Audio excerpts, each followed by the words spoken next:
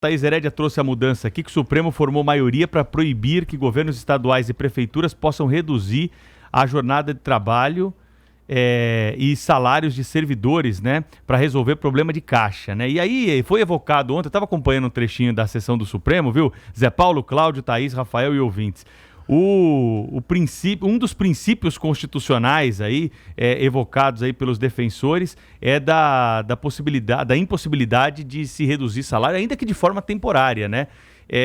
A Constituição geral, né? Mas aí há um conflito de princípios constitucionais, porque tem o princípio da eficiência, tem o princípio da razoabilidade, tem um conflito de princípios constitucionais. Então a questão, ela não é simples de ser resolvida, não é uma coisa que está... Primeiro que não está escrito em lei, segundo que os princípios eles são conflitantes. E nesse momento, olha, quando a gente... se trata, né, Pedro, de uma discussão no Supremo Tribunal Federal, em qualquer corte que envolva interesses do setor público, eles sempre vão tomando medidas assim. O conflito que há é esse, é o conflito de interesses, né? Quando o Supremo, é claro que esse tipo de medida, né, de governadores, etc., de prefeitos e tal, não envolve, não atinge a justiça, nem muito menos o Supremo Tribunal Federal. Mas é uma corporação, toda a corporação do setor público. O que o Supremo fez ontem foi ferir de morte a lei de responsabilidade fiscal. Eu acho que a lei de responsabilidade fiscal ficou gravemente afetada com isso, porque, afinal de contas, como é que faz agora, né? O que é que o Supremo Tribunal Federal sugere que os governadores e prefeitos façam para, enfim, para compensar isso, né? Ou para cumprir o limite de 60% das receitas correntes líquidas gastos com pagamento de servidor público, né? Como é que faz? Aí ele não pode fazer o que a lei prevê, que é o de uma redução temporária da carga horária, né? E também de salários. Isso está proibido agora. E como é que faz então? Demite? Não pode demitir porque tem estabilidade no emprego. O que é que faz? Né? Fecha a porta ou rasga a lei? Eles vão rasgar a lei de responsabilidade fiscal, eu não tenho dúvida. Agora, também poderia abrir um precedente perigoso, né, Cláudio? Também tem esse outro lado aí. Mas é temporário, Zé Paulo. É temporário. Poderia se estender. Quem teria o salário rebaixado? Que tipo de funcionário público teria o salário público? Regulamentar. Mas quem vocês acham? A gente estava discutindo aqui. Um auditor... Não, os de baixa renda. Auditor da Fazenda. É o meu palpite aqui, de baixa renda. O governo do Estado de São Paulo, a Prefeitura Municipal, para ficar aqui num caso nosso aqui.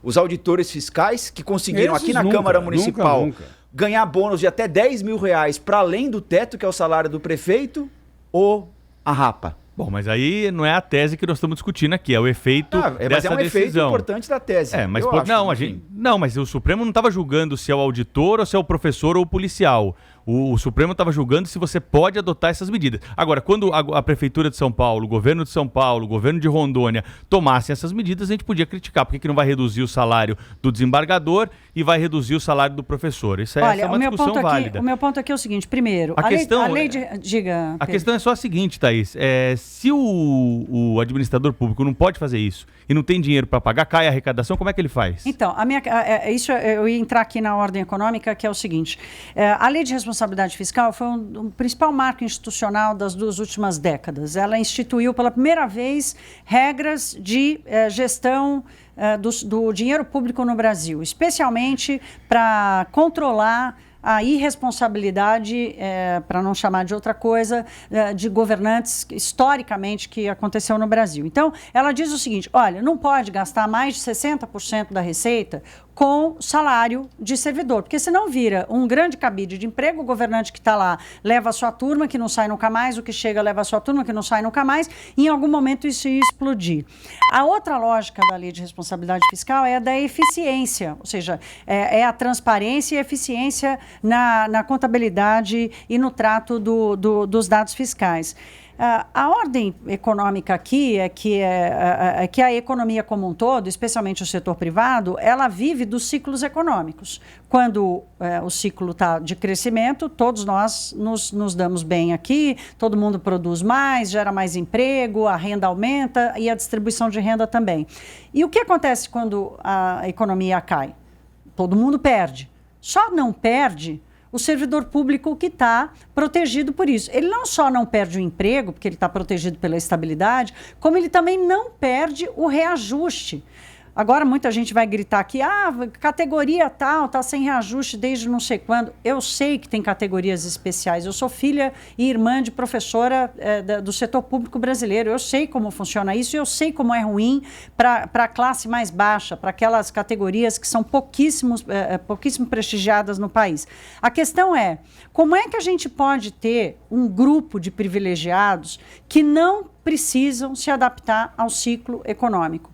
Então, está em alta, eles se dão bem. Está em baixa, eles se dão bem. E a gente vai vendo a taxa de desemprego crescer. A gente tem dados, e hoje acho que algum jornal, não sei agora se a Folha ou o Globo, fizeram um infográfico para mostrar a diferença de salário inicial de várias categorias do setor público, diferença de salário médio do serviço público é mais de 50%. Como é que a gente pode ter um Estado que cresce e que paga para um trabalhador o dobro do que o que está na iniciativa privada, que é quem gera riqueza e consequentemente, gera imposto para sustentar aquele cara?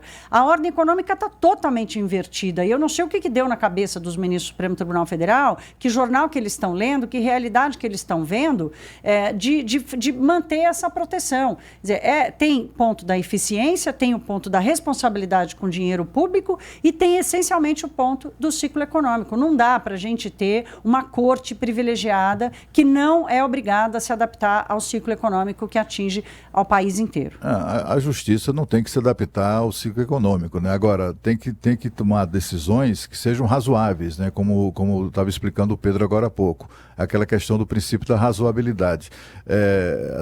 O Supremo perdeu um momento histórico, inclusive, de quebrar esse princípio, o princípio da irredutibilidade dos salários.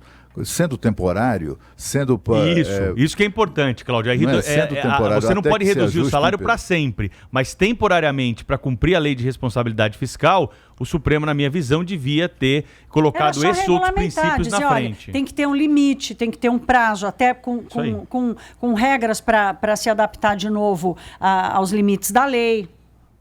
Criação a lei, ora a lei, viu, Thaís? Essa que, olha, é um precedente perigoso esse aí, viu? É um precedente perigoso. Continuo com essa tese. Você diminui hoje, sabe-se lá quando é que volta ao normal. E os governadores que maquiaram as contas todas, que contrataram mais gente do que podiam, agora os funcionários pagam por eles também? É delicado.